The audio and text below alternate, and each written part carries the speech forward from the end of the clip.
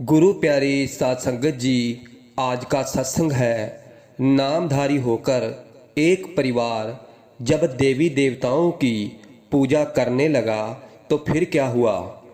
गुरु प्यारी साध संगत जी, ये साखी एक सच्ची घटना है। आज इस साखी में हमें पता चलेगा कि अगर हमने नामदान ले लिया है, अगर हमें नाम की बख्शिश हो गई है, तो फिर हमें किन किन बातों का ध्यान रखना पड़ेगा, किन किन चीज़ों का हमें ध्यान रखना पड़ता है, ताकि जिनसे हमने नाम लिया है, जिनसे हमने नाम की बख्शिश ली है, नामदान लिया है, हमारा सतगुरु हमसे नाराज ना हो सके। साध संगत जी, आप जानते हैं कि अगर गुरु नाराज हो जाए, गुरु अपने शिष्य से नाराज हो जाए, तो शिष्य की क्या हालत होती है। इसके लिए फिर वह दुनिया कोई मायने नहीं रखती। वह अपने मुर्शिद को मनाने के लिए, कुछ भी करने के लिए तैयार हो जाता है।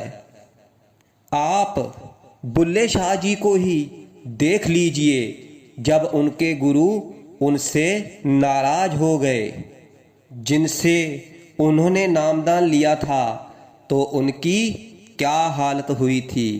बुल्ले शाह जी को क्या क्या करना पड़ा था, क्या क्या उन्होंने नहीं किया था, यहाँ तक कि वह कंजरी बनकर अपने गुरु के लिए नाचने लग गए थे। उन्होंने अपने पैरों में घुंघरू डाल लिए थे। जिसको नहीं भी पता, उसको भी पता चल जाए कि गुरु का इश्क, गुरु का प्यार क्या होता है। अगर गुरु अपने शिष्य से नाराज हो जाए तो क्या उसकी हालत होती है, जे आप जान सकते हैं। तो आज इस साखी में हमें इसी के बारे में पता चलेगा, तो साखी को पूरा सुनने की कृपालता करना। गुरु प्यारी साध संगत जी, एक सत्संगी परिवार था, जिन्होंने एक पूर्ण संत सतगुरु की शरण ली हुई थी। उन्होंने उनसे नामदान भी लिया हुआ था, और वह संत एक पहुँचे हुए संत महात्मा थे। साध संगत जी, हम पहुँचा हुआ उसे कहते हैं जो हमें मालिक से मिला दे, जो उस कुल मालिक से मिला हुआ हो, जिसने वह रास्ता तय किया हो, जिसने वे मंजिलें जानी हो, जो पार ब्रह्म उस सचखंड तक गया हो, उसे हम एक पूर्ण संत महात्मा कहते हैं। और जो पूर्ण संत महात्मा होते हैं, वह हमें केवल नाम की कमाई में लगाते हैं। वह हमें केवल और केवल अंदर जाने के लिए बोलते हैं, नाम सिमरन करने के लिए बोलते हैं, धुन को सुनने के लिए बोलते हैं। वह हमें बाहर मुखी भक्तियों में नहीं लगाते, बाहर के कार्यों में नहीं लगाते। वह तो हमें केवल अंदर जाने का उपदेश देते हैं। ज़्यादा से ज़्यादा भजन सिमरन करने का, ज़्यादा से ज़्यादा नाम की कमाई करने का हमें उपदेश देते हैं। उन्हें बाहर के कार्यों से कोई लेना देना नहीं होता। वह ज़्यादा जोर अंदर की तरफ देते हैं, ताकि जीव का अंदर उस कुल मालिक के साथ मिलाप हो जाए। जीव अंदर उस नाम रूपी धुन को सुन ले और उसमें मोहित होकर उस कुल मालिक में मिल जाए। यह एक पूर्ण संत महात्माओं की पहचान होती है कि वह अपने सत्संग में केवल नाम की चर्चा करते हैं, नाम के बारे में ही बताते हैं, और कोई बातें नहीं करते। उनकी रहनी सहनी भी बहुत ही अलग होती है। साध संगत जी, ऐसे ही एक सत्संगी परिवार था, जिन्होंने एक पूर्ण संत महात्मा से नामदान लिया हुआ था और वह उनको कुल मालिक का रूप मानते थे और साथ ही साथ वह अन्य शैतानों की देवी देवताओं की पूजा भी करते थे और ये बात उनके गुरु जी को भी मालूम थी। साध संगत जी, जो एक पूर्ण संत महात्मा होता है वह कभी भी किसी को बुरा नहीं कहता, कभी भी किसी को ये नहीं कहता कि तुम ये गलत कर रहे हो। वो तो कहते हैं कि जो जहाँ पर लगा है वह ठीक है, हम उसे गलत नहीं ठहरा सकते।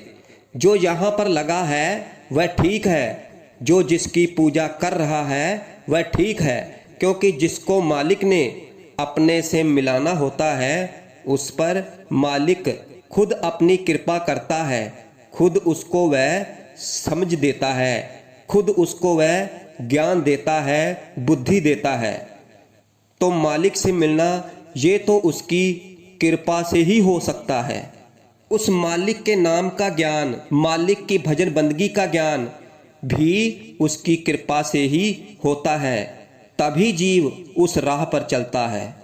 मालिक हर पल उसकी संभाल करता है, उसका मार्गदर्शन करता रहता है। लेकिन हम में से कुछ जीव होते हैं जो डोल जाते हैं, जिनको भरोसा नहीं होता, जिनका मन डोल जाता है। ऐसी परिस्थिति में अक्सर हम दूसरों के पास जाते हैं कि वह हमारी मदद करें। साध संगत जी, ऐसा ही वह सत्संगी परिवार भी था जिनका बहुत अच्छा बिजनेस था, अच्छा काम उनका चल रहा था। लेकिन जैसे कि आप जानते हैं कि बिजनेस में, कारोबार में उतराव चढ़ाव तो चलते ही रहते हैं, कुछ ना कुछ होता ही रहता है। तो उन्हें बिजनेस में बहुत सारा नुकसान हो गया, उनका घर तक दांव पर लग गया। और जब ऐसी मुसीबत आई तो वह अपने गुरुजी के पास गए। फिर साध संगत जी, गुरु ने कहा कि हमें डोलना नहीं है, उस कुल मालिक पर विश्वास रखना है, भरोसा रखना है। वह जो भी करता है ठीक ही करता है। अगर वह एक रास्ता बंद कर देता है तो 10 और खोल देता है। हमें उसकी भजन बंदगी को समय देना है, बाकी कार्य उसका है। हमें दिल नहीं छोड़ना, हमें उस पर विश्वास रखना है, उस पर भरोसा रखना है, वह सब ठीक कर देगा। जब ये बातें उनके गुरुजी ने उनसे कही तब वह घर आ गए और घर आकर उनके कुछ अन्य परिवार वालों ने पूछा कि गुरुजी ने क्या कहा। तो उन्होंने कहा कि गुरुजी ने उपदेश दिया कि मालिक पर भरोसा रखो, उस पर विश्वास रखो, मालिक सब ठीक कर देगा। लेकिन इस बात को सुनकर उन्हें कोई तसल्ली नहीं हुई, क्योंकि साध संगत जी, ये जो मन है ये इतनी आसानी से काबू में नहीं आता। परिस्थिति को देखकर ये डोल ही जाता है, डोलना इसका स्वभाव है।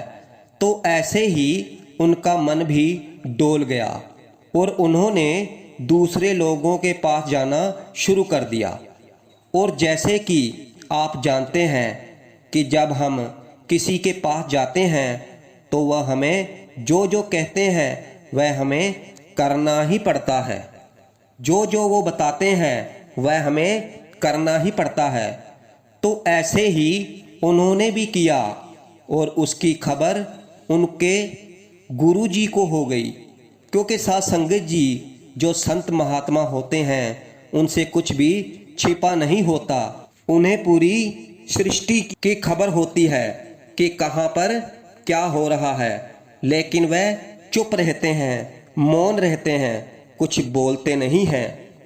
मालूम उन्हें सब होता है कि कहाँ पर क्या हो रहा है, किसके मन में क्या चल रहा है। तो ऐसे ही उन्हें खबर हो गई और वह मन ही मन मुस्कुराने लगे। साध संगत जी, जब किसी का बाप इतना बड़ा हो, जब किसी का बाप राजा हो और उसके बच्चे भिखारियों की तरह भीख मांगे, तब बाप को कैसा लगता है? तो फिर बाप के मन को ठेस तो पहुंचती ही है। बाप कभी नहीं चाहेगा कि उसके बच्चे दर दर भीख मांगे। वह तो चाहता है कि मेरे बच्चे मुझ पर विश्वास रखें, मेरे हुक्म में रहें, और धीरे धीरे वह सब ठीक कर देता है। लेकिन हम में से कुछ होते हैं जिनमें धैर्य नहीं होता, वह फिर ऐसे कार्यों में लग जाते हैं। तो जैसे जैसे उनको बताया गया वह वैसे वैसे करने लगे। जब उन्होंने जैसे जैसे बोला गया सब कर दिया, तो कुछ दिनों बाद वह अपने सतगुरु से मिलने उनके डेरे में गए। और जब वह वहाँ पर गए तो वह साधु संत महापुरुष धूप का आनंद ले रहे थे। धूप में बैठे हुए थे। सर्दियों का मौसम था। धूप बहुत ही अच्छी निकली थी और वह धूप का आनंद ले रहे थे। उनके डेरे में और कोई नहीं था। वह अक्सर हफ्ते में 1 या 2 बार शरीर की मालिश करवाया करते थे, क्योंकि साध संगत जी उनकी भजन बंदगी इतनी थी कि वह घंटों बैठे रहते थे। दिन रात का कोई हिसाब नहीं होता। अगर मालिक की भजन बंदगी के लिए वह गए हैं तो पता नहीं कब लौटकर आएंगे, इसका कोई भी समय बताया नहीं जा सकता। सेवादार उनके लिए खाना रखकर चले जाते हैं, लेकिन खाना वैसे का वैसे पड़ा रहता है। लेकिन उनके बाहर आने की कोई खबर नहीं होती। तो संगत डेरे में जाती थी और बाहर से ही उनको नमस्कार कर कर आ जाती थी। लेकिन उस दिन सौभाग्य से गुरुजी धूप का आनंद ले रहे थे, तो उन्होंने उस परिवार के कुछ जीवों को अपने डेरे में सेवा में लगा दिया और उन्होंने बहुत ही प्यार से वहाँ पर सेवा की। परिवार के कुछ सदस्य गुरुजी की मालिश करने लग पड़े। साध संगत जी, उन्होंने मालिश करते वक्त देखा कि गुरुजी के पेट पर छाले पड़े हुए हैं।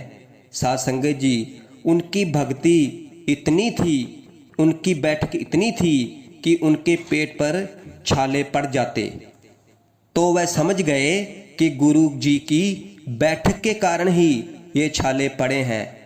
तो जब उन्होंने गुरु जी की मालिश कर दी, तो जब शाम का समय हुआ तब सभी परिवार के सदस्य गुरु जी के पास आ गए और उन्होंने गुरु जी से घर जाने की आज्ञा ली।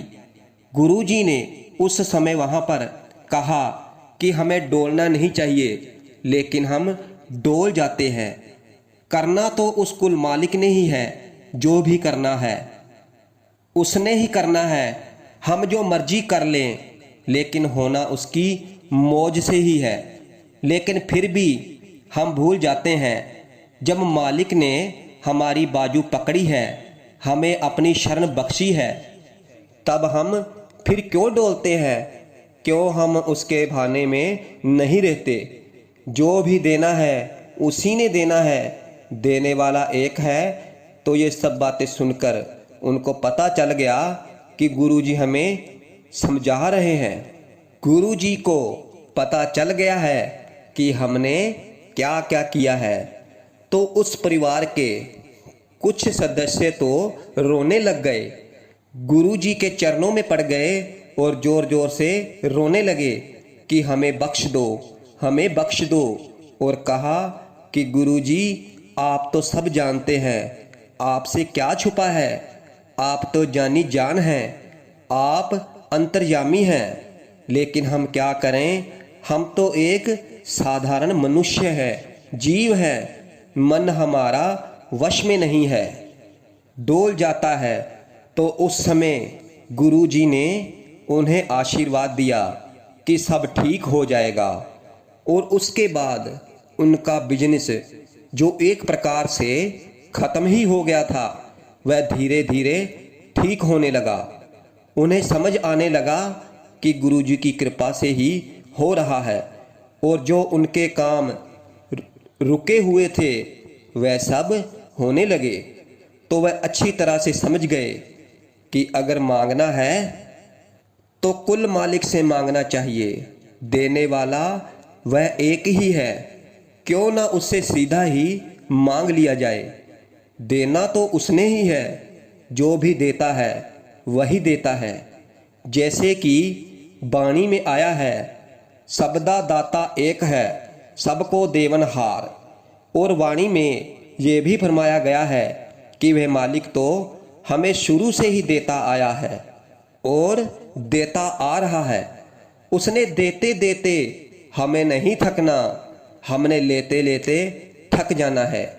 उसकी कृपा अपार है, उसके पास किसी चीज की कोई कमी नहीं है, तो हमें उसकी शरण लेनी चाहिए। जो भी हमारी अरदास विनती होती है उससे की जानी चाहिए, क्योंकि मुश्किल के समय बाप ही अपने बच्चों की सहायता करता है। साथ संगत जी, हमें भी उस कुल मालिक के भजन बंदगी करनी है, उसके भाने में रहना है और रोजाना उसकी भजन बंदगी को समय देना है। अपनी हर मुश्किल उससे साझा करनी है और उस पर भरोसा रखना है, उस पर विश्वास रखना है। डोलना नहीं है। वह सब जानता है, उसको पता है कि मेरे बच्चे दुखी हैं, परेशान हैं, तो वह कोई ना कोई रास्ता निकाल ही देता है, मार्गदर्शन कर ही देता है। कोई भी बाप अपने बच्चों को दुखी देखकर खुश नहीं हो सकता, तो हमें भी उस पर भरोसा रखना है। वह हमारी पुकार सुनता ही है, सुनता है और हर पल हमारी संभाल करता है और करता आया है। इसलिए साथ संगत जी, जिंदगी में उतराव चढ़ाव तो आते ही रहते हैं। सुख दुख तो हमारे पिछले कर्मों के कारण आते ही रहते हैं। इसलिए हमें डोलना नहीं चाहिए और अपने सच्चे सतगुरु पर भरोसा रखना चाहिए। वो हमारी मदद जरूर करता है।